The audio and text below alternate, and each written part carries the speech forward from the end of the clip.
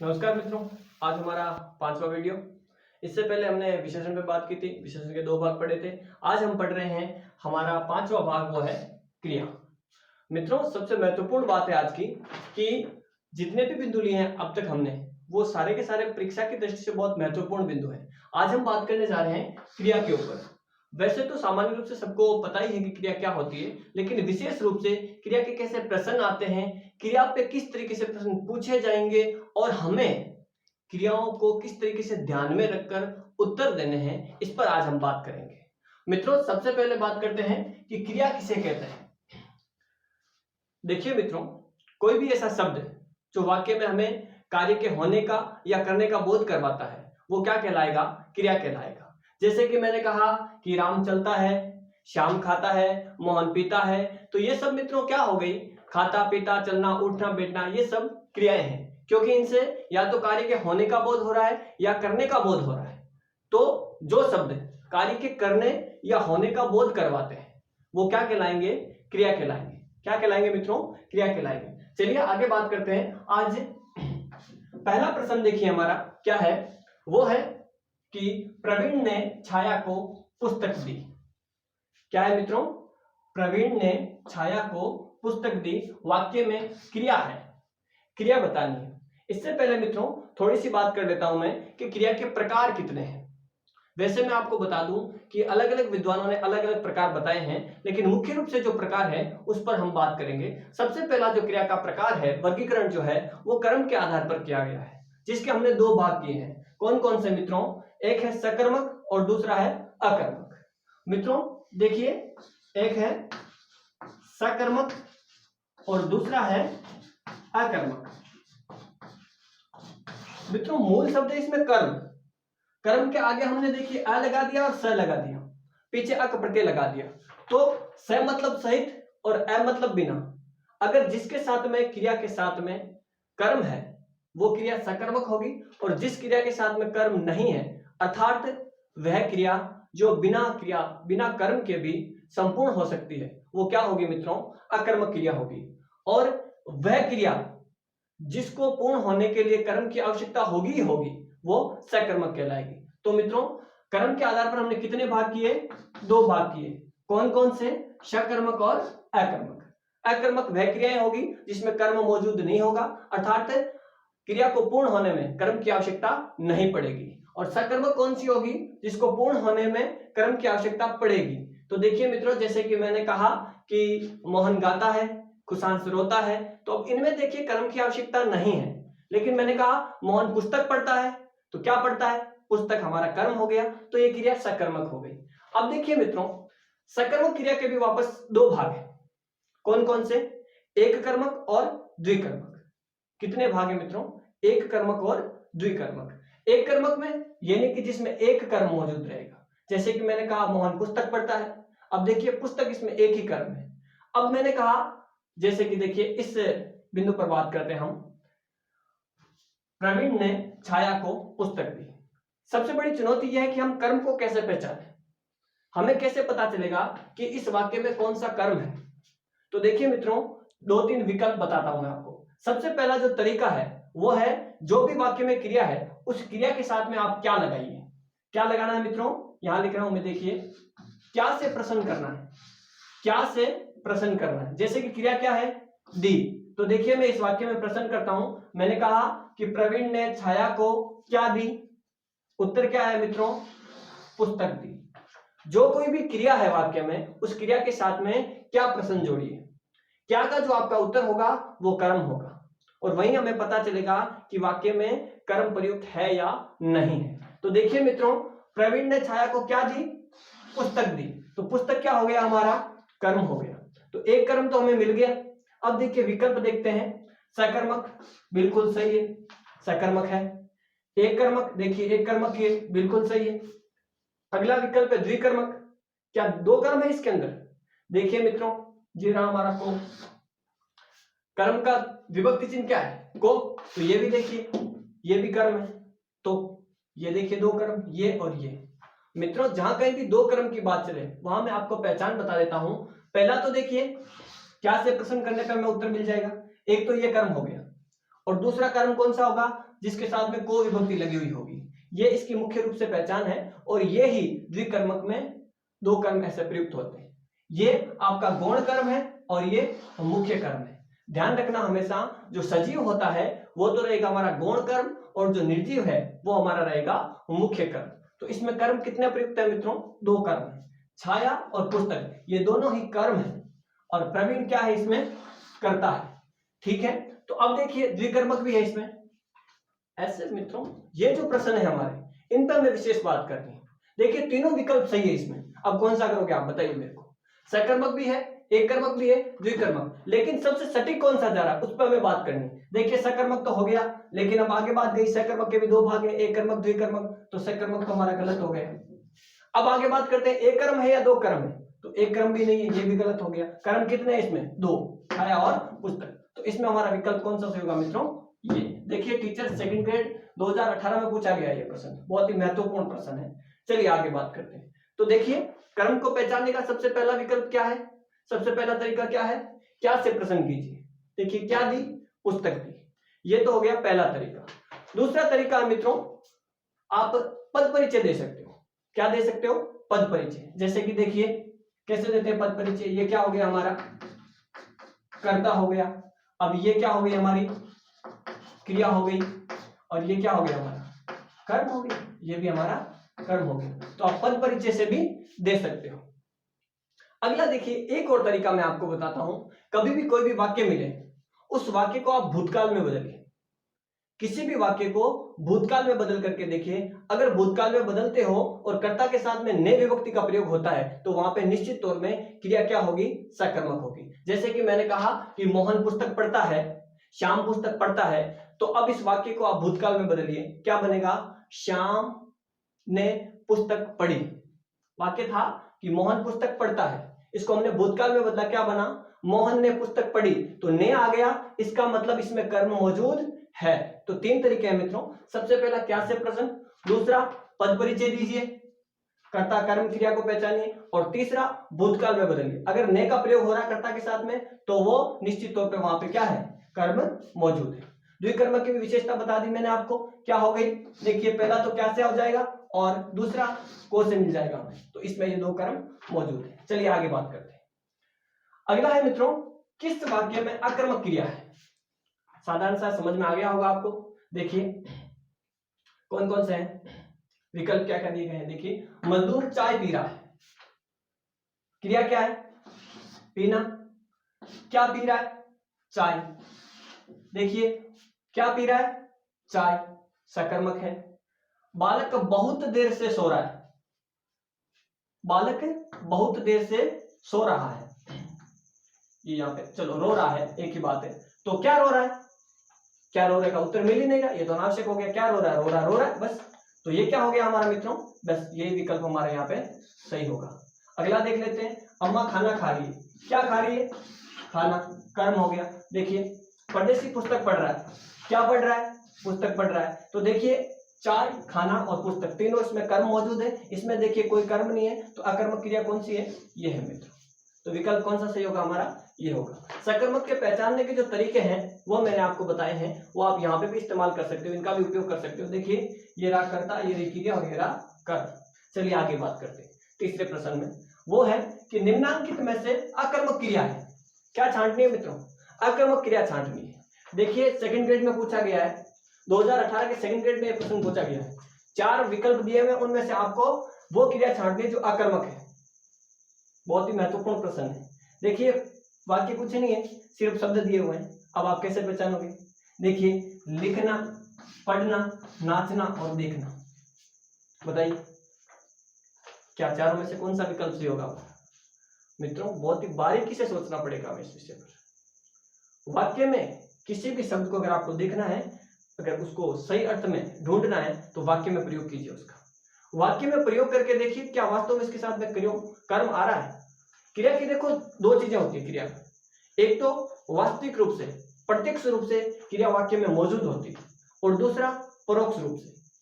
परोक्ष मतलब समझते हो आप, अप्रत्यक्ष, सीधे रूप से क्रिया नहीं आएगी लेकिन क्रिया की अवधारणा जरूर रहेगी, तो वो ध्यान रखना हमें। यहाँ पे क्या है मित्रों, यहाँ पे 3 शब्द ऐसे हैं जिनमें अवधारणा मौजूद रहेगी, यानी कि वो कर्म के बगैर पूरी नहीं होती है। तो वो देखते हैं। देखिए जैसे कि लिखना क्रिया है, वाक्य बनाओ लिखना क्रिया का। जैसे कि मैंने कहा कि कुशांश लेख लिखता है, कैसा वाक्य बनेगा मित्रों? कुशांश लेख लिखता है।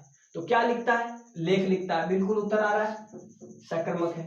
देखिए पढ़ना, मोहन पुस्तक पढ़ता है, क्या पढ़ता है? पुस्तक पढ़ता है, उत्तर आ रहा है, सकर्मक है। नाचना, देखिए कन्हैया नाचता है, क्या नाचता है? कन्हैया नाचता है, कन्हैया तो उत्तर है, कौन करता है? ध्यान रखना, जब कभी भी आप क्या लगाओ, क्या से पहले आप लगाया करो कौन। कौन का जो उत्तर होगा वो होगा आपका कर्ता। देखिए कन्हैया नाचता है, कौन नाचता है? कन्हैया, तो कौन का उत्तर आएगा? कर्ता। अब नाचता है का उत्तर क्या है ही नहीं कुछ, तो ये मित्रों हमारी क्या हो गई? अकर्मक क्रिया हो गई। बहुत ही महत्वपूर्ण प्रश्न है, ध्यान रखना। अब देखिए देखना, आप कहोगे देखना सही होगा इसमें, तो जैसे कि मैंने कहा कि मोहन देखता है, बिल्कुल सही है, लेकिन देखिए मोहन टीवी देखता है, मोहन फिल्म देखता है, मोहन चिड़िया को देखता है, तो ये क्या हो गया? इसके साथ भी कर्म प्रयुक्त हो रहा है, लेकिन इसके साथ में देखिए कोई कर्म प्रयुक्त नहीं हो रहा है। तो ये प्रश्न समझने की बात है, यहाँ पे वाक्य में प्रयोग कीजिए, फिर उसका कर्म ढूंढने की कोशिश कीजिए, और वहां पे हमें पता चलेगा कि कौन सी क्रिया सकर्मक है और कौन सी क्रिया अकर्मक है। उम्मीद करता हूं आपको समझ में आया। चलिए अगला प्रश्न देखते हैं। चौथा प्रश्न है हमारा कि किस में अकर्मक क्रिया प्रयुक्त हुई है। जैसा कि मित्रों मैंने पहले ही बताया आपको कि क्रिया के जो वर्गीकरण किए गए हैं वो अलग अलग तरीके से हैं। पहला जो वर्गीकरण है वो है कर्म के आधार पर, जिसमें दो ही हैं, सकर्मक और अकर्मक। सकर्मक के दो भाग हैं, एक कर्मक और द्विकर्मक, जो मैंने आपको यहाँ पे अच्छे तरीके से समझा दिए कि एक कर्म कैसे होता है और दो कर्म कैसे होते हैं। इस पर थोड़ी सी आगे और बात करेंगे हम। अगला जो वर्गीकरण है संरचना के आधार पर, वो हम अगली बार में पढ़ेंगे। देखिए यहाँ पे और देखते हैं अकर्मक क्रिया। शिशु सो रहा है, मैं समझता हूं आसानी से उत्तर दे पाएंगे आप। शिशु सो रहा है, देखिए कर्म पहचानिए। ध्यान रखना है कि मूल क्रिया कौन सी है, मुख्य क्रिया को पहचानना है सबसे पहले। आगे हम जाएंगे जब संरचना में पढ़ने के लिए क्रिया, तो वहां पे दो भाग आएंगे, मुख्य क्रिया और सहायक क्रिया। तो मुख्य क्रिया पहचाननी जरूरी। यहाँ पे मुख्य क्रिया क्या है मित्रों? सोना मुख्य क्रिया है, और रहा है क्या है? ये सहायक क्रिया है। तो देखिए मुख्य क्रिया के साथ में क्या लगाइए, क्या सो रहा है? शिशु सो रहा है। शिशु तो कौन सो रहा है? शिशु सो रहा है, तो कौन का उत्तर हुआ? तो ये तो हो गया कर्ता। अब क्या सो रहा है? बेकार प्रश्न है, तो ये क्या हो गया हमारा? बिल्कुल यही सही हो गया आपका, क्या है? अकर्मक है। अब देखिए बालक खेल रहा है, तो ये खेलना क्या हो गई? क्रिया हो गई। आप लगाइए इसके साथ में कि बालक क्या खेल रहा है, क्या खेल रहा है? उत्तर आ ही नहीं रहा है, तो ये भी आपकी अकर्मक हो गई। अब देखिए ये छात्र पढ़ रहा है, क्या पढ़ रहा है? उत्तर आ ही नहीं रहा है, ये भी अकर्मक हो गई। ये देखिए अब छात्रा लिख रही है, क्या लिख रही है? मित्रों यूपीपीसीएस 2012 यूपी के आरएस के एग्जाम में पूछा गया प्रश्न है, साधारण प्रश्न नहीं है। इस पे आपको गौर करना पड़ेगा कि चारों विकल्प अकर्मक हैं, ऐसा कैसे हो रहा है? मित्रों वही बात जो हमने इसमें देखी थी वही यहाँ पे देखना। क्या अवधारणा बन रही है कर्म की? अगर अवधारणा बन रही है तो वो क्रिया सकर्मक है।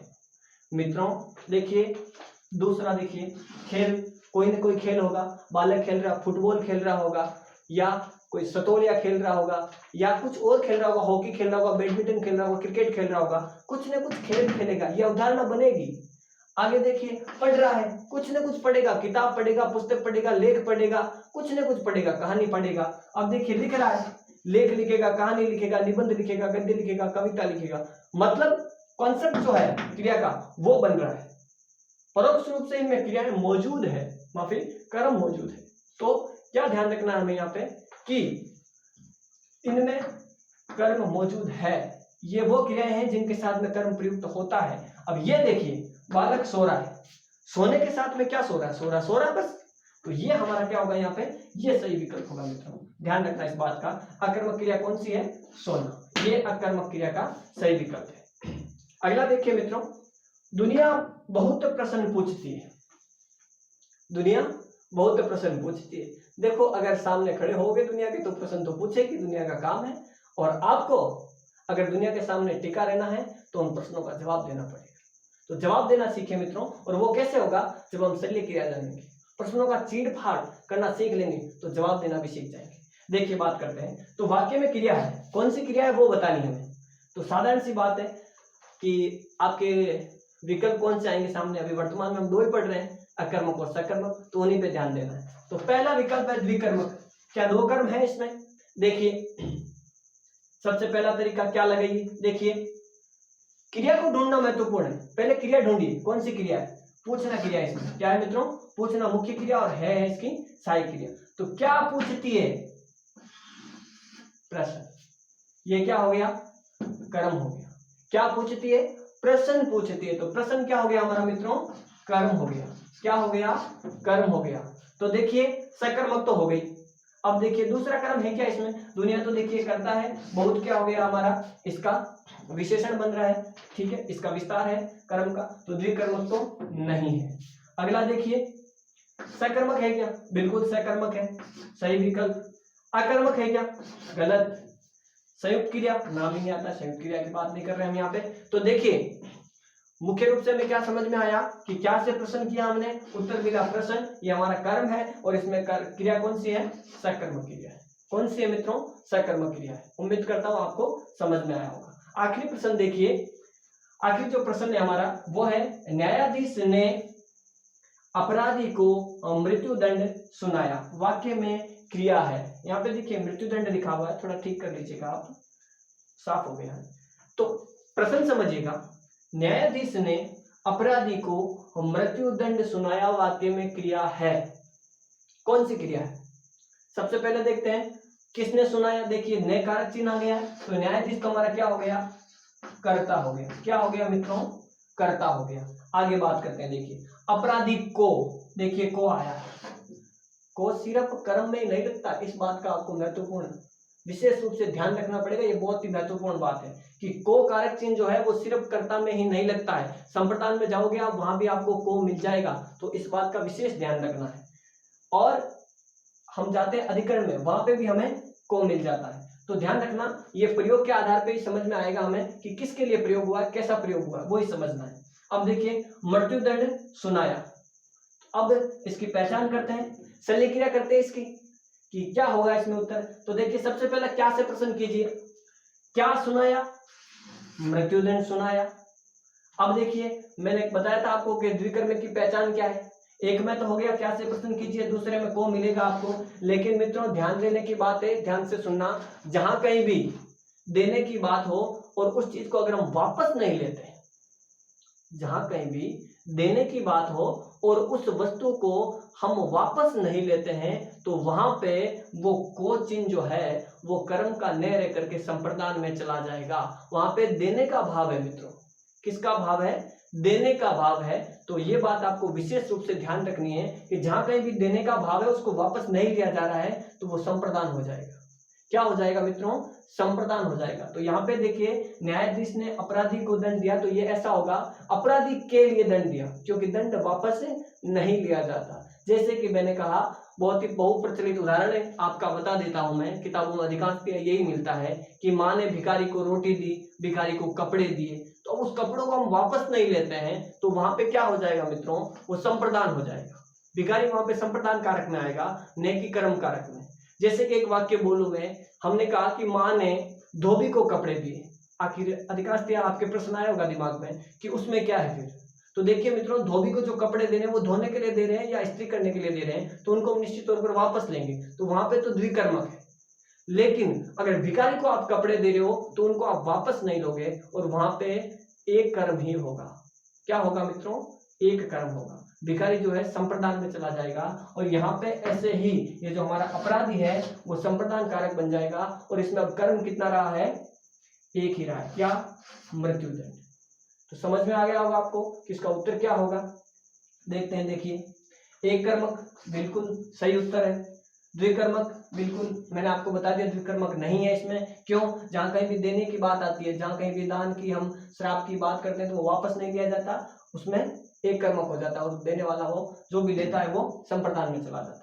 सकर्मक, सकर्मक तो है ही।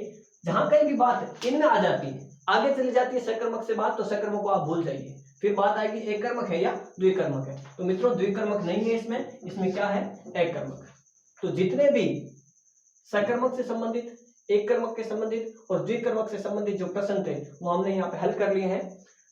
ये मित्रों आज हमारा जो पहला है वो पूर्ण हो चुका है। और दूसरा हम आगे बात करेंगे। देखिए कुछ जो प्रश्न है उस पर थोड़ी सी मैं बात करना चाहूंगा। मैं यहां लिख रहा हूं मित्रों, देखिए एक प्रश्न पूछा गया है, अभिनंदन। एक शब्द है अभिनंदन, दिख रहा होगा आपको, मैं बोल रहा हूं आप सुन लीजिएगा। एक शब्द है अभिनंदन और दूसरा शब्द है स्वागत। क्या है मित्रों? स्वागत। तो देखिए ये समानार्थी शब्द है हमारे, जो मुख्य रूप से मैंने आपको बताया कि किस में पूछे जाते हैं, पीएसआई और आरएस की मुख्य परीक्षा में पूछे जाते हैं। तो अभिनंदन और स्वागत में किसी ने पूछा है कि सर इसमें क्या अंतर है, मैं आपको बता दूं मित्रों ये समानार्थी शब्द है और इनमें अंतर क्या है। अभिनंदन तो जो होता है वो ये है कि किसी समारोह में कोई व्यक्ति आता है उसका औपचारिक स्वागत करते हैं, जैसे कि कोई नेता आया या कोई सभ्य आदमी आया तो हम उसको क्या करते हैं, साफा पहनाते हैं, माला पहनाते हैं, वो एक औपचारिक स्वागत होता है। तो वो क्या कहलाएगा? अभिनंदन। अधिकांशतः आप वक्ताओं को बोलते हुए सुनते हैं तो वो बोलते हैं कि हम आपका अभिनंदन करते हैं, तो वहां पे क्या मतलब हो गया, वो औपचारिक स्वागत है। क्या है मित्रों? औपचारिक स्वागत। और स्वागत का मतलब क्या हो गया? स्वागत का मतलब हो गया कोई भी व्यक्ति घर पे आ रहा है तो उसका हम आदर सत्कार करते हैं, तो वो क्या हो जाएगा? वो हो जाएगा स्वागत। तो ये दो शब्द थे मित्रों, इस बात का आपको ध्यान रखना। आगे देखिए और भी दो शब्द पूछे गए हैं, एक जो पारिभाषिक शब्दावली से संबंधित है। एक तो देखिए मित्रों यहां लिख रहा हूं मैं, दिख रहा होगा आपको, ऑथेंटिक शब्द है। क्या है? ऑथेंटिक।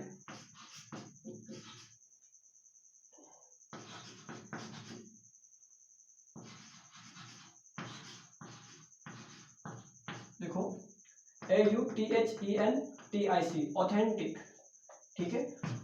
और दूसरा शब्द है आपका वो है एकेडमिक। क्या है मित्रों? एकेडमिक, ACADEMIC,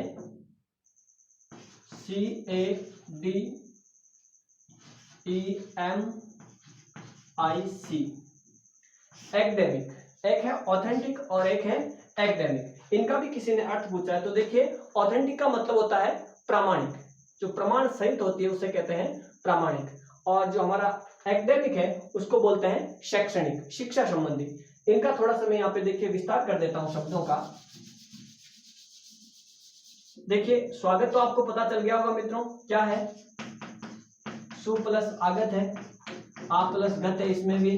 तो आगत शब्द था उसमें क्या लगा? सु हमारा उपसर्ग है, तो इसमें क्या हो गया मित्रों? उ और ए मिलकर के क्या बन गया? वह मिल गया, वह बना, तो यहाँ पे यण संधि हुई है। और देखिए इसमें भी आ उपसर्ग है, आ और गत, मूल शब्द क्या है? गत, ठीक है। तो आगे देखिए ऑथेंटिक का क्या बताया आपको? प्रामाणिक। क्या बताया मित्रों? प्रामाणिक। इसमें मूल शब्द क्या था? प्रमाण शब्द था। इसमें इक प्रत्यय लगा, इक प्रत्यय लगने की वजह से जो प्रथम स्वर है उसमें वृद्धि हो गई, और जहां कहीं भी अ होता है वहां आ हो जाता है। क्या होता है मित्रों? आ हो जाता है। ये इक प्रत्यय की विशेषता है। ऐसे 8 प्रत्यय होते हैं जो क्या करते हैं, जब भी किसी शब्द के साथ में जुड़ते हैं तो उसके प्रथम स्वर में वृद्धि कर देते हैं। वो वृद्धि कैसे होगी वो हम प्रत्यय में पढ़ेंगे। अगला जो शब्द था आपका वो था एकेडमिक, उसका मतलब होता है शैक्षणिक। क्या होता है मित्रों? शैक्षणिक। इसमें भी देखिए मित्रों मूल शब्द जो था वो था शिक्षण। क्या था? शिक्षण। इसमें भी एक प्रत्यय लगा है, एक प्रत्यय लगने की वजह से क्या हुआ, ये ई जो है वो किस में तब्दील हो गया? ए में तब्दील हो गया। किस में हो गया मित्रों? ए में तब्दील हो गया। ए किस में बदलता है? आ में बदलता है। ई किस में बदलती है? ए में बदलती है। ऊ किस में बदलता है? औ में बदलता है। ये हम प्रत्यय में बात करेंगे। तो उसी की वजह से, एक प्रत्यय की वजह से शिक्षण प्लस एक शैक्षणिक बना है। शिक्षण किससे बना मित्रों? इसमें मूल शब्द जो है वो है शिक्षा। क्या है मित्रों? शिक्षा मूल शब्द है और अन प्रत्यय लगा, और इस मूर्धन्य श के कारण से ये जो हमारा न है, अन में जो न था वो ण में तब्दील हो गई है। ये हमारी व्यंजन संधि है, व्यंजन संधि में हम इसको पढ़ेंगे। उम्मीद करता हूं मित्रों आपको समझ में आ गया होगा। कोई भी समस्या है तो आप उसको कमेंट बॉक्स में बताइए, अगले वीडियो में उसका सॉल्यूशन आपको मिलेगा। धन्यवाद।